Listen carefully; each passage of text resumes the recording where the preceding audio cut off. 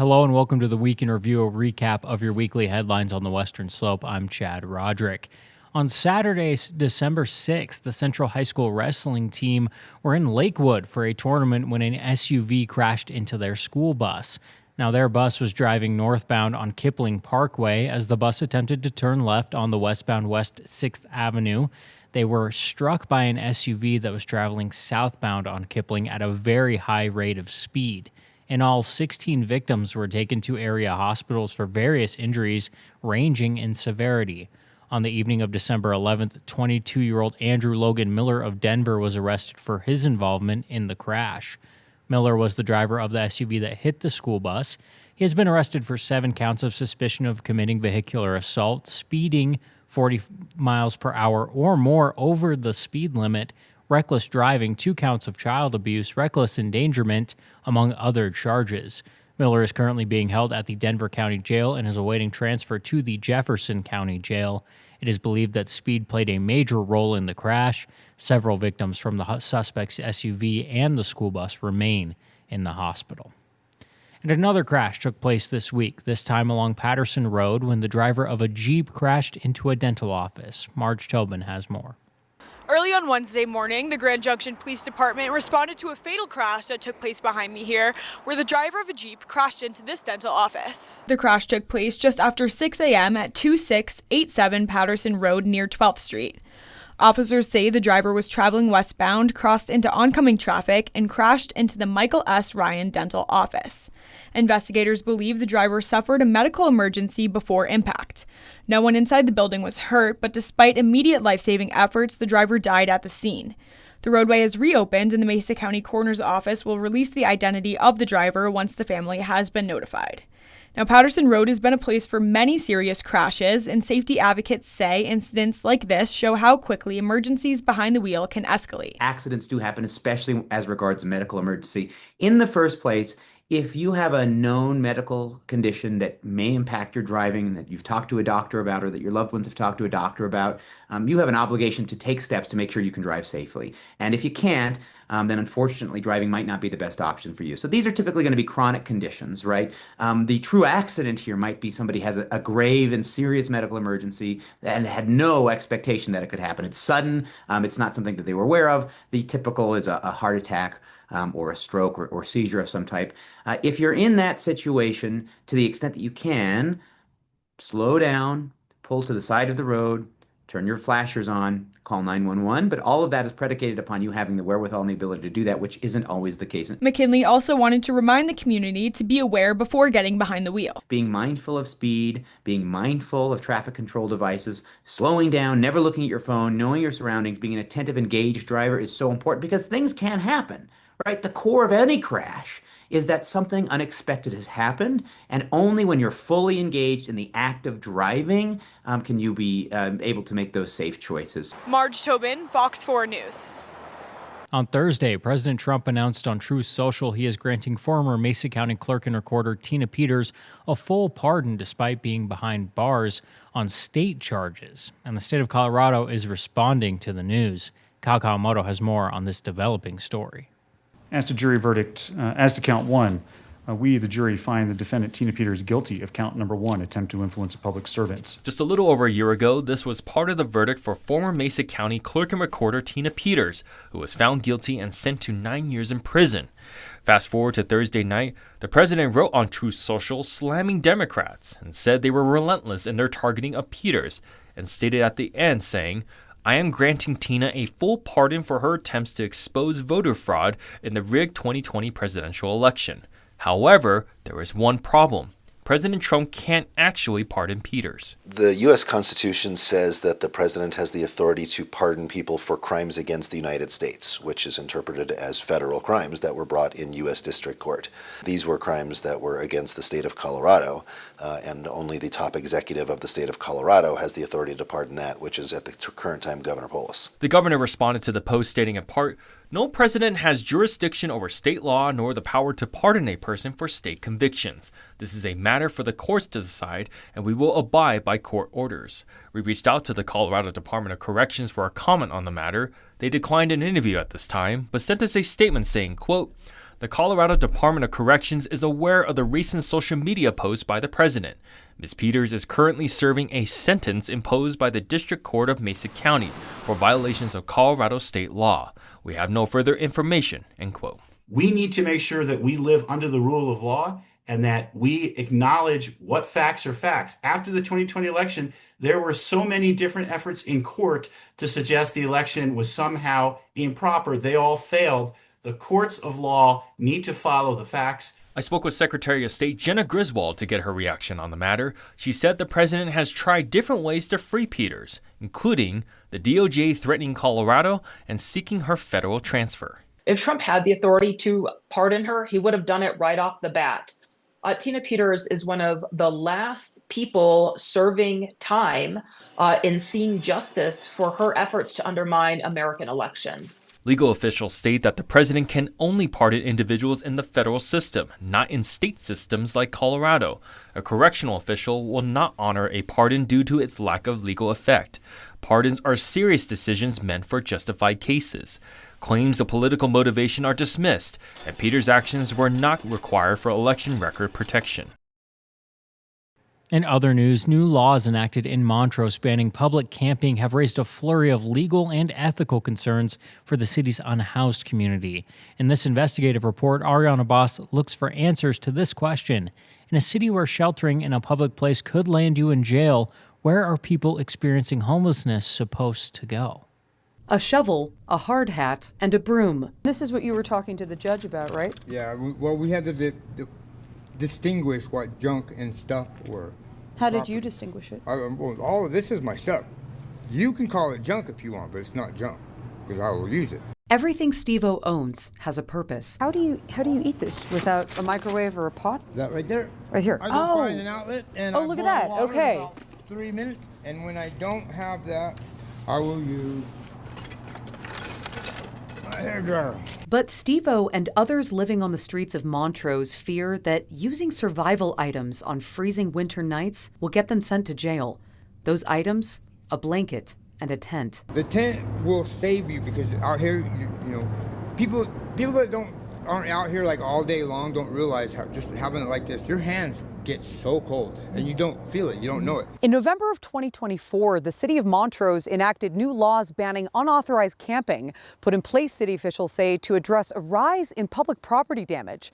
Under the code, the first violation is a $100 penalty, and the second will send you to jail. As soon as it snows, they go around and roust everybody out of their camp. Steve-O tells us for him and others in Montrose who can't legally sleep in any public space, getting through the freezing winter nights is frightening. Yeah, they're all scared. I'm even scared. I don't even know. I'm not usually like that at all. I usually have a way of somehow just, making it through. Last winter in Montrose, it got down to -3 degrees, colder than the inside of a freezer. There was about 4 days last year that were so brutal. And if we didn't have this place, we wouldn't have made it. I know that for a fact. It was that cold. That place was Montrose United Methodist Church. When temperatures plummeted below freezing last December, the church says droves of unhoused people showed up at their doorstep, begging for help. Suddenly, all these people with no place to go, no place to sleep, showed up. Reverend Young and his ministry allowed people to set up tents in the church's back courtyard and a family with children to sleep inside their car on their property. The day after their first visitors arrived, the church says, they were given a cease and desist letter from the city. A few weeks later came the first citation, and 41 more after that. So why did the church continue when they knew they were breaking the law? Turning away the poor, they say, is to turn away from the teachings of God. Love takes a risk. And who will we be if we don't take care of the least among us who have the greatest need?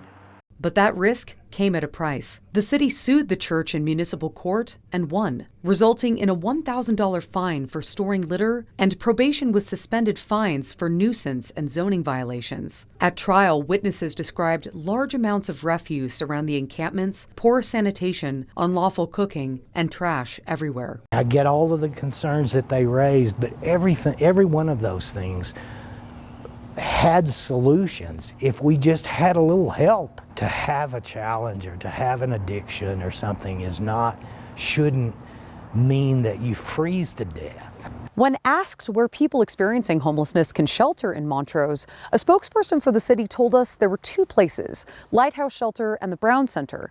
But several shelter workers confirmed this is incorrect. The Lighthouse Shelter and the Brown Center are the same place, and it's this building right behind me.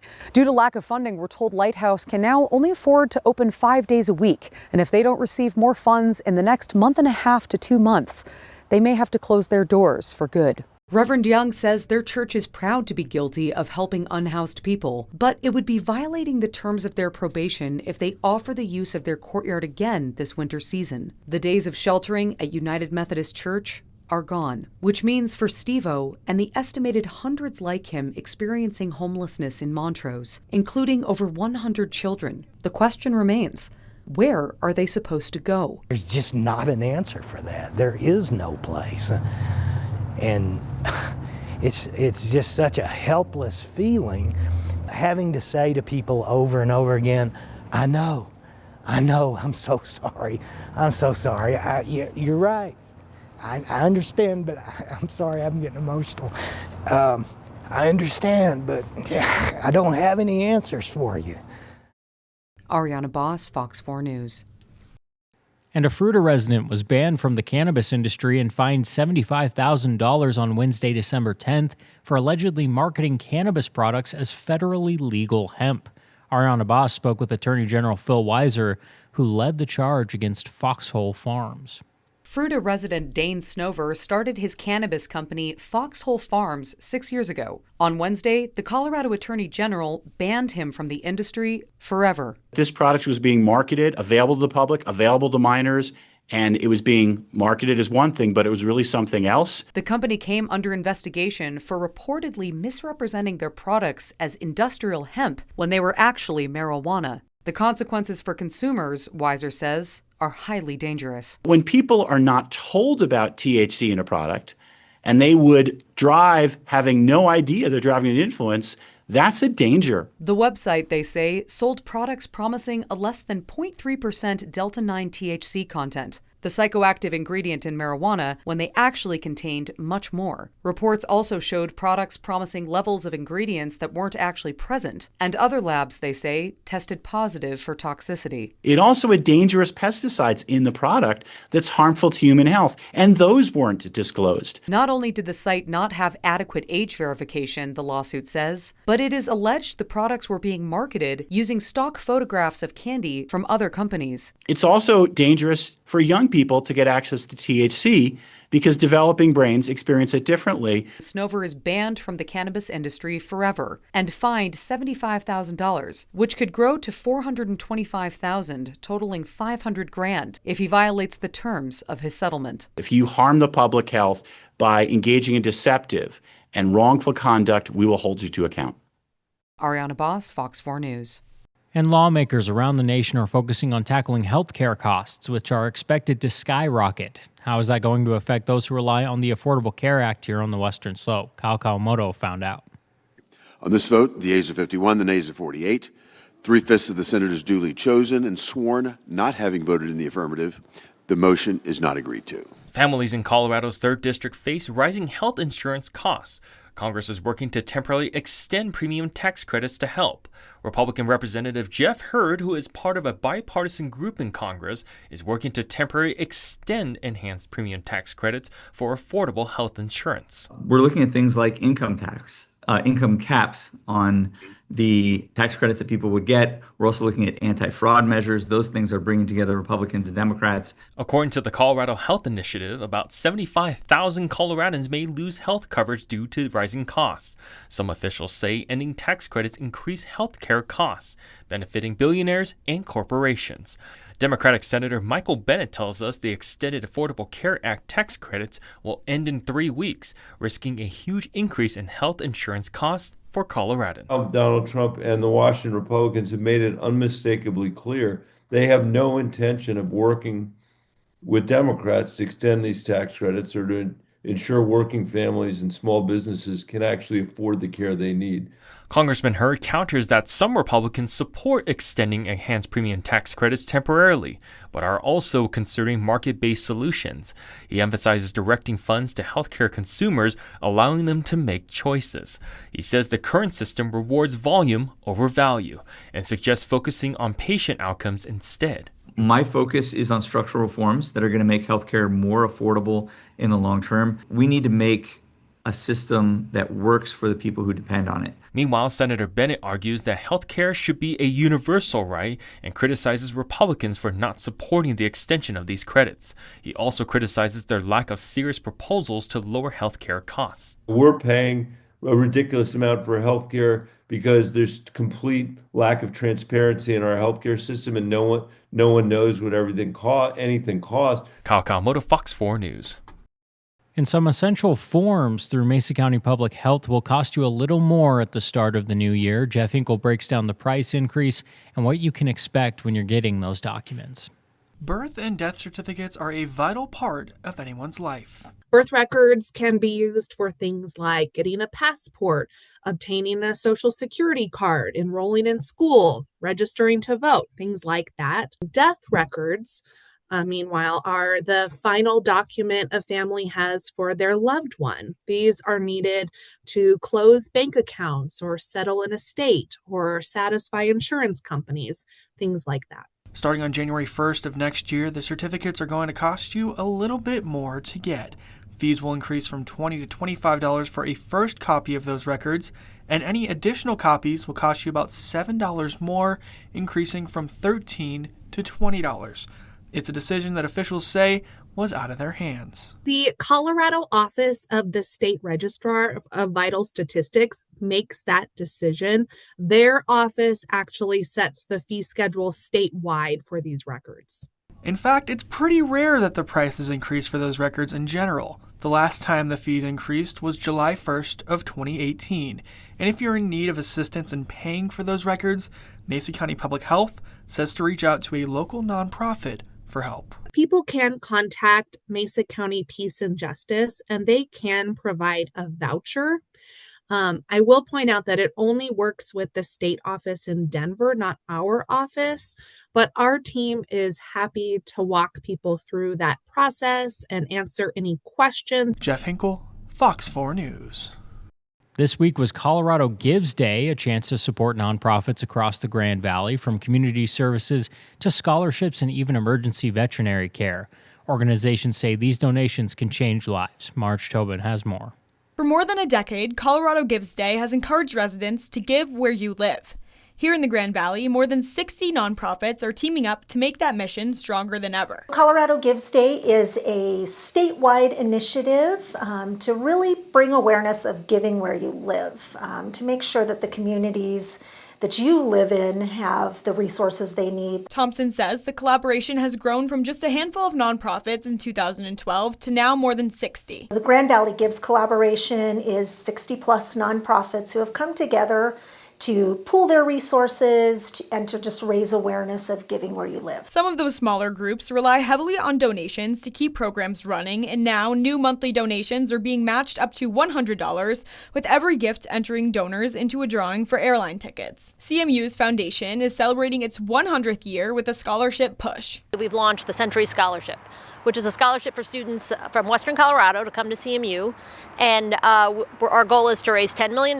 And today we're at about $8 million. CMU is matching every donation to scholarships dollar for dollar. In the last 10 years, the number of students we've served has quadrupled. And so today we have about 1,600 students on campus that receive scholarships. And it's about $5.5 million a year we award in scholarships. Compare that to that 4 times what we were doing 8 to 10 years ago. At Royce Hurst Humane Society, Colorado Gives Day is the biggest fundraising day of the year, supporting Jake's Fund, which covers medical care for injured animals. Todd is one of them. You can't really tell by looking at him, but he actually came in with a broken jaw. So our Jake's Fund donors are helping cover the cost of his vet care until he's all ready to go. He still has a little ways. The shelter is close to its $20,000 goal, which is enough to care for pets needing help next year, including dogs like Quill, who came in covered with porcupine quills. Marge Tobin, Fox 4 News. And the Grand Junction Police Department held its annual Shop with a Cop event this week, giving kids an opportunity to experience the holidays while connecting with local law enforcement. Rin Lewis has more.